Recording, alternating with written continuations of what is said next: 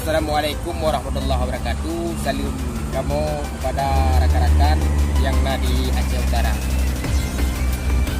Sekarang kamu berada di daerah Selawah, yaitu taman bunga di daerah Selawah.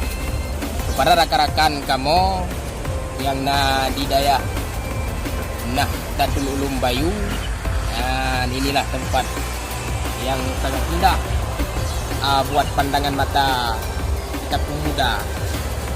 Maka seluruh rekan-rekan yang di daerah Nahdlatul Ulum, salam kamu kepada rekan-rekan yang di Sinan. Mudah-mudahan semua rekan-rekan yang ada di Aceh Utara bisa berkunjung ke tempat ini.